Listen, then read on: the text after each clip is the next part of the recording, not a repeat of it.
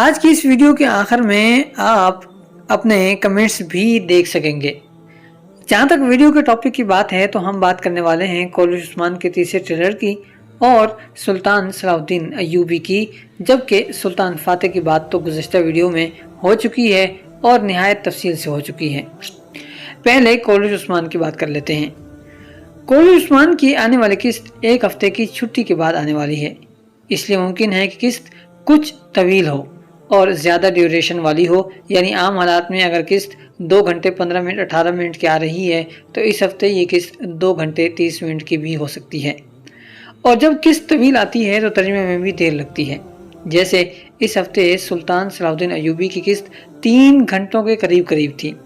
لہٰذا ترجمہ کرنے والے تمام پلیٹ فارمز پر بھی قسط کئی گھنٹے عام معمول سے لیٹ نشر کی گئی، بلکہ خود ترکی ٹیلی ویژن نے بھی یوٹیوب پر قسط بہت ہی تاخیر سے اپلوڈ کی ہے، یعنی ویڈیو جتنی طویل ہوگی لمبی ہوگی باقی ساری چیزیں بھی اسی حساب سے لیٹ ہوتی چلی جائیں گی،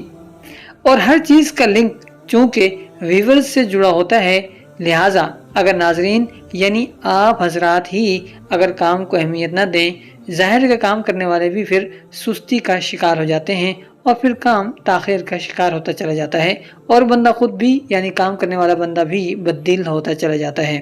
بہرحال بات ہو رہی تھی کولش عثمان کے تیسرے ٹریلر کی، جس میں پیش کی گئی جھلکیاں بہت ہی اعلیٰ ہیں اور واقعات کو مزید سسپینس فل بناتی ہوئی نظر آ رہی ہیں۔ خواتین کی بات اگر کی جائے تو ہم نے گزشتہ ویڈیو میں بتایا تھا کہ ہولوفیرا اور گونجا خاتون کی آپس میں ٹھن گئی ہے۔ اس وقت کئی کردار ایسے موجود ہیں جو اس لڑائی سے فائدہ اٹھانا چاہتے ہیں، ہماری یہ بات تیسرے ٹریلر میں ہی ثابت ہو گئی ہے، اور بیگم خاتون گونجا کو رجھاتی اور ساتھ ملانے کی کوشش کرتی ہوئی نظر آ رہی ہے، اور اپنی وفاداری کا ممکنہ طور پر جتنا وہ کوشش کر سکتی ہے اور اپنی آواز جتنی نرم کر سکتی ہے، میٹھی کر سکتی ہے، اس سب کو استعمال کر کے یقین دلانے کی کوشش کر رہی ہے۔ کہانی کا سب سے اہم نقطہ یہ رہا کہ عین اسی وقت بالا خاتون بھی آ پہنچی ہیں، اور یقیناً بالا خاتون بیگم خاتون کو ایک بار پھر ٹھیک ٹھاک قسم کی باتیں سنائیں گی اور بیگم خاتون کو ایک بار پھر بدمزہ کرنے میں کوئی کسر نہیں چھوڑیں گی۔ گونجا خاتون تو ظاہر ہے کہ غم میں ہے، سوگ میں ہے، سو اس کے لیے یہ باتیں فی الحال کوئی خاص معنی یا مطلب نہیں رکھتی، لیکن اگر یہ لڑائی یعنی گونجا اور ہولوفیرا کی یہ لڑائی یوں ہی چلتی رہی اور طویل سے طویل تر ہوتی چلی گئی تو پھر گونجا خاتون کوئی نہ کوئی بیوقوفی بھرا قدم ضرور اٹھائے گی، اور ہولوفیرا خاتون ہی وہی شخصیت ہوگی جو اس قدم کو درست کرتی ہوئی نظر آئے گی، جس کے بعد دونوں میں ظاہر ہے کہ دوستی ہو جائے گی اور تعلق بحال ہو جائے گا۔ ان دونوں خواتین میں فی الحال دوستی کا یہی طریقہ ہے کہ ہولوفیرا غیر معمولی قسم کی کوئی قربانی دے دے، ایسی قربانی جس سے گونجا کا دل پسیج جائے، نرم ہو جائے، اور پھر دوستی یا سہیلیوں والا تعلق پھر سے بحال ہو جائے۔ لیکن ذاتی طور پر اگر ہم اپنی بات کریں تو یہ کہانی پکاؤ قسم کی ہے، یعنی بوریت سے بھرپور ہے اور نہایت بوجھل قسم کی ہے۔ اس کا کوئی ایک منظر بھی ایسا نہیں ہے جس کو دیکھنے کا دل کرتا ہو۔ چاہیے تو یہی تھا کہ گونجا کا کردار بھی باقی کرداروں کی طرح ختم کر دیا جاتا، یعنی گرمیانیوں کے ساتھ ساتھ اسے بھی ختم کر دیا جاتا، مگر چونکہ گزشتہ سیزن میں گونجا اور علاء الدین کی جوڑی ہٹ ہو گئی، اور وہ ہٹ بھی شروع کی بہترین کہانی کی وجہ سے ہوئی، تو اب اس جوڑی کو آگے کھینچا جا رہا ہے، اور جب زبردستی کی جائے تو پھر یہی کچھ ہوتا ہے، یعنی بیکار اور بھدے واقعات بنانے پڑتے ہیں کہ جب رکھا ہے تو پھر وقت تو دینا پڑے گا، ظاہر ہے۔ دوسری طرف اگر مردوں کی بات کی جائے تو یوسف اور ساروجہ کی نئی جوڑی بھی اچھی جا رہی ہے، یہ کردار آگے چل کر اورہان کے دست و بازو بننے والے ہیں۔ فی الحال لڑائی، مقابلہ، ایک دوسرے کو نیچے دکھانے کی کوشش جاری ہے اور کھینچا تانی ہو رہی ہے، اور یہی چیز ان میں دوستی کا سبب بھی بنے گی، اور آنے والے کئی سیزن میں یہ دونوں اورہان کے ساتھ ساتھ نظر آئیں گے۔ سقوط کی جہاں تک بات ہے تو لوکاس نے بہت اچھی چال چلی ہے اور نقصان بھی ٹھیک ٹھاک ہوتا ہوا نظر آ رہا ہے، مگر عثمان غازی اس سب پر قابو پا لیں گے۔ عین ممکن ہے کہ سقوط آتے ہوئے ان لوگوں پر راستے میں حملہ بھی ہو جائے، مگر عثمان غازی اس کا بدلہ لے لیں گے اور پھر بھرپور طریقے سے لیں گے۔ اب سوال یہ ہے کہ بدلہ کیسے لیں گے؟ تو لوکاس نے زبردست طریقے سے حملہ کیا ہے، لیکن اب اس کے بدلے میں جب عثمان غازی حرکت میں آئیں گے تو یہ زخمی ہوگا، مگر اس سے قبل لوکاس لادین قلعے پر پوری طاقت کے ساتھ حملہ آور ہوگا۔ मगर बेगम खातून और यूसुफ के रद्द-ए-अमल से महसूस होता है, यानी तीसरे ट्रेलर में बेगम खातून और यूसुफ भी नज़र आ रहे हैं, फसील के ऊपर खड़े हुए हैं, तो इनके रद्द-ए-अमल से महसूस होता है कि इन्हें कोई ख़ास डर या खौफ नहीं है, और ये चीज़ ज़ाहिर करती है कि इनकी बैक मजबूत है। और वो बैक क्या हो सकती है कि उस्मान गाजी तक पैगाम पहुँच चुका है और वो आ रहे हैं। उस्मान गाजी लुकास की फ़ौज पर पीछे से भी हमलावर हो सकते हैं। लुकास भागता हुआ जंगल में जाएगा, उस्मान गाजी पीछे करेंगे और उसे ज़ख्मी कर देंगे।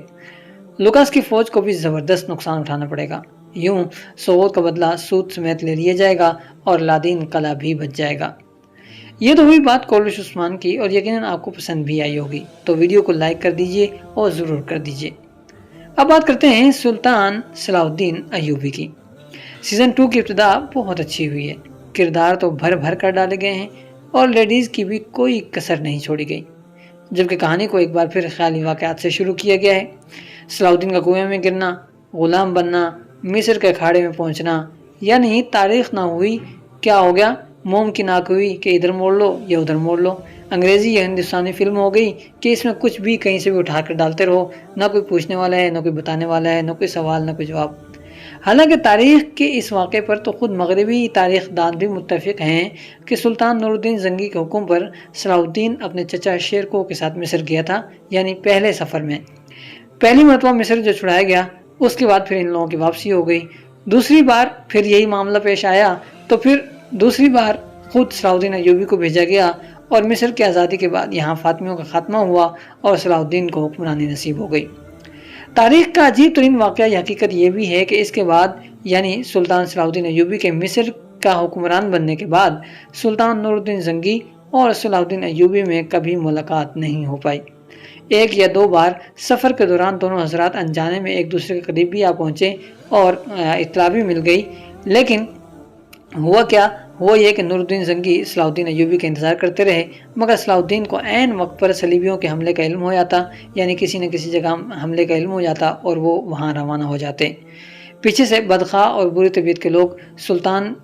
नूरुद्दीन ज़ंगी को सलाहुद्दीन के खिलाफ भड़काने की कोशिश करते, मगर सुल्तान हमेशा दरगुजर से काम लेते, यहाँ तक कि सुल्तान की वफ़ात हो गई। अब आप बताइए कि क्या अब इस ड्रामे में सुल्तान नूरुद्दीन ज़ंगी की सलाहुद्दीन अय्यूबी से मुलाकात हो पाएगी या नहीं। हमारे ख्याल में अगर इसी सफ़र के दौरान सलाहुद्दीन को हुक्मरानी मिल जाती है तो बहुत मुश्किल है, लेकिन अगर हुक्मरानी से पहले ये लोग दिमश्क वापस आते हैं तो फिर उस सूरत में तो ज़ाहिर है कि मुलाकात होगी। लेकिन मुसन्निफ चूँकि तारीख़ को मोम की नाक बनाए हुए है और जहाँ चाहता है मोड़ देता है, तो ये भी मुमकिन है कि ये दूसरी बार यानी सलाहुद्दीन अय्यूबी के हुक्मरान बनने के बाद भी इनके मुलाकात करवा ही दे।